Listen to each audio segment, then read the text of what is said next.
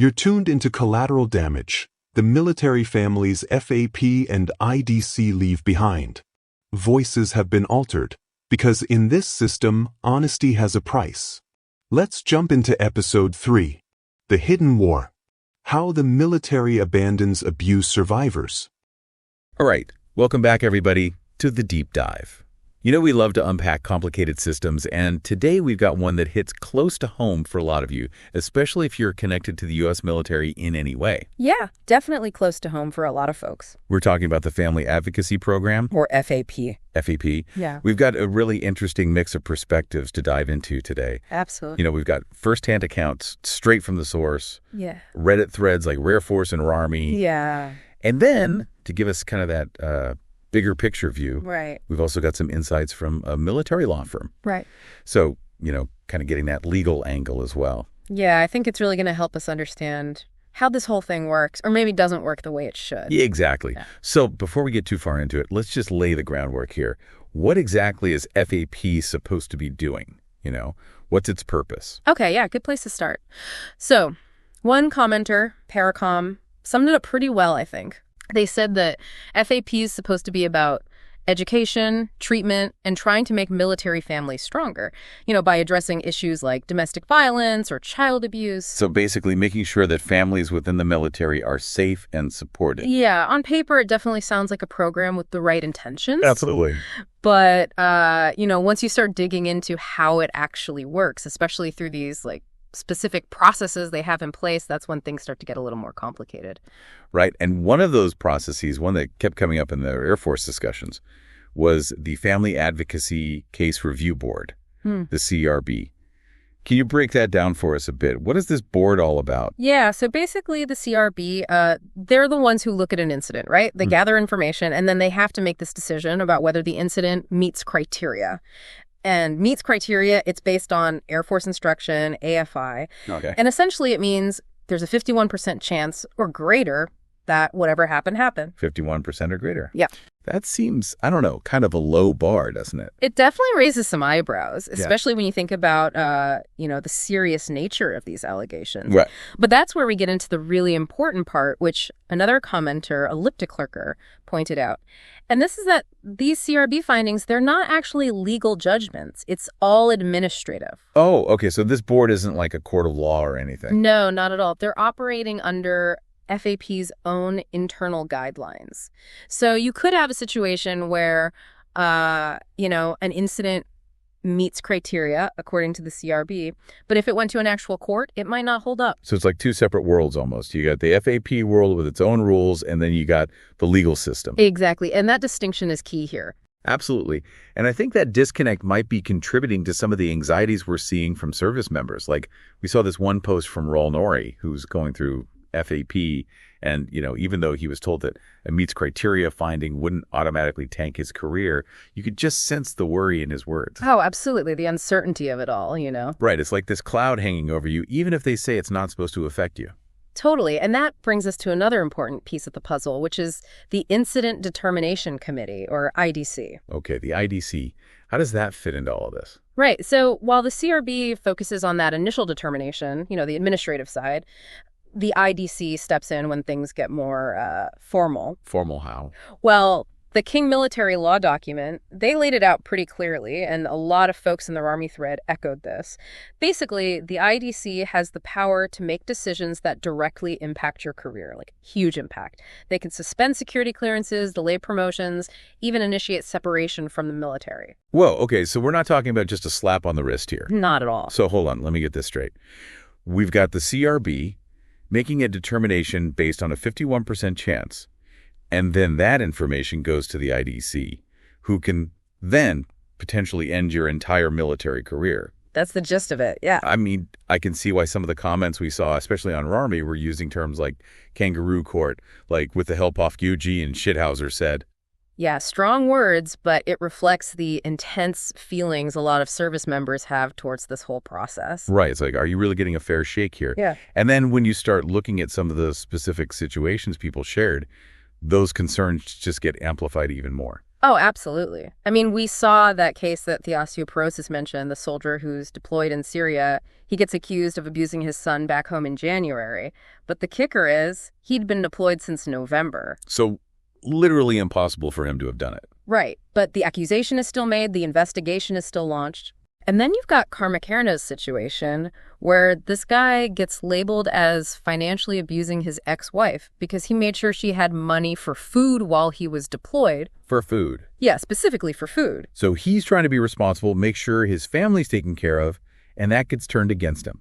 It's wild, right? And even the FAP counselor in that case was like, this is bullshit. That's what they said. Yeah, according to Karmakari. Wow. I mean, these are just two examples, but it really makes you wonder about the logic behind some of these FAP decisions. It's definitely concerning. And then there were even more serious instances that folks brought up. A deleted commenter talked about a case where FAP determined child abuse met criteria, even though CID, the Army's own criminal investigators, found no probable cause. Wait, so even when the Army's own investigators say there's not enough evidence, FAP can still say, nope, we think it happened? Apparently so, yeah. And then CLLBR 94 shared this story that's just, I don't even know what to say. This soldier's wife gets arrested for assaulting him, right? And who does FAP decide to investigate? Not the wife. Nope, they go after the husband. It's mind-boggling. It's like the whole system's turned upside down. I can see why people feel that way. Absolutely. And it's hard not to think about potential bias creeping into these decisions. Knee-high cat beef commented on Rarmy that there's this perception that FAP might be biased against male service members. Right. And Shetchepter on Air Force talked about this feeling that a lot of times FAP just doesn't believe the service member side of the story no matter what. So there's this lack of trust, almost. Yeah, like you're already guilty in their eyes. Yeah, I can see how that would make someone feel incredibly vulnerable and frustrated. For sure. And given all these concerns, it's no surprise that a lot of the advice floating around on Reddit is basically be very, very careful when dealing with FAP. Right. Caution seems to be the watchword here. Several commenters like Traducement, KDay916, and Murdered by Squirrels, they all stressed that getting legal help early on is crucial. Yeah, don't even hesitate. Talk to a lawyer, talk to the Area Defense Council, the ADC. Definitely. It's better to be safe than sorry. Absolutely. Mm-hmm. And this is something Hard J. Drew brought up that I think is really important. It's not just about lawyers, though. Oh, right. What else did they say? They stressed how crucial it is to keep your command in the loop, especially if you're dealing with the Central Registry Board. Okay, so bringing your shirt and commander into the picture. Yeah. The idea is they can act as your advocate. Yeah. Make sure your side of the story is actually heard. Right, because the implications of getting on that Central Registry Board, they're not a joke. Blue Falcon 02 and Hard J. Drew both talked about how it can affect your future employment, your ability to volunteer, especially if you want to work with kids. Like, even after you're out of the military, this stuff can follow you. Yeah, it's a long shadow for sure. And just to be super clear, as Elliptic Clerker pointed out, all of this is completely separate from any legal proceedings. Right. You can be found to meet criteria by FAP and never even see the inside of a courtroom. So it's like this parallel system with its own judgments and its own consequences? Exactly. It's administrative, but it can have real tangible impacts on your life, your career. And the thing is, those impacts can last a long time. One Rami commenter mentioned a time frame of up to 50 years. 50 years. Yeah, it's a long time to have something like that hanging over your head. Absolutely. Now, look, I know we've been talking a lot about the criticisms and the concerns around FAP, but it is important to acknowledge that there are other perspectives out there. Of course. People who see it differently. Right. Like Blue Falcon 02 on Air Force pointed out that the CRB is supposed to be protecting children, especially those living on base. Yeah, the idea that they need to be extra vigilant, especially in that kind of environment. And Hard Dry and Entire Employee 9408 brought up how the involvement of your command in the CRBB process is supposed to be there to make sure your voice is heard. So in theory, you've got your leadership looking out for you, making sure things are fair. Right. Now, here's an interesting one. We came across a commenter, J.I.'s for Genius, who actually had two very different experiences with FAP. Okay, tell me about that. So their first interaction, it was negative, kind of what we've been talking about. But then when they had to deal with FAP at a different base, they said it was actually supportive and helpful. Oh, wow. So a completely different experience. Totally. They even said that FAP at this second base helped them identify false allegations that were being made against them. So it seems like there's a lot of variability in how FAP operates depending on where you are and who you're dealing with. Yeah, it's not a monolithic thing. And that's important to remember. Even though a lot of the stories we've heard are negative, it's not necessarily the same everywhere. Exactly, and I think that's a good note to kind of wrap things up on. As we've seen, the Family Advocacy Program, with its CRB and IDC processes, it aims to tackle a very serious issue, family maltreatment within the military. Absolutely. But as we've also seen, particularly through those raw, unfiltered perspectives shared on Reddit and the insights from that military law firm, there are some serious criticisms being leveled at FAP. Yeah, those concerns about fairness, accuracy, the potential for career-ending consequences based on something that wouldn't necessarily hold up in a court of law, that's some heavy stuff. It really is. And, just to be totally transparent, everything we've discussed today, it's based on what we found in those sources. It's a snapshot of the experiences and the opinions out there. It doesn't mean this is the absolute truth for every single person who interacts with FAP, but it does give us a lot to think about. For sure. It's a complex issue with lots of different angles and no easy answers. Exactly. And I think that brings us to one final provocative thought for you to ponder.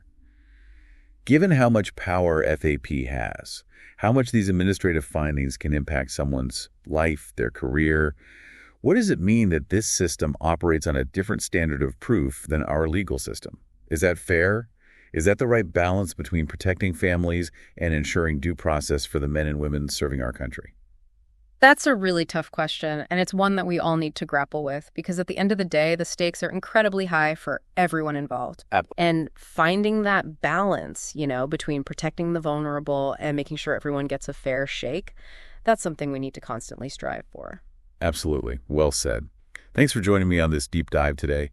It's a conversation that needs to continue, and we hope we've given you some food for thought. I think we definitely have. Thanks for having me. And to everyone listening, thanks for tuning in to The Deep Dive. We'll catch you next time.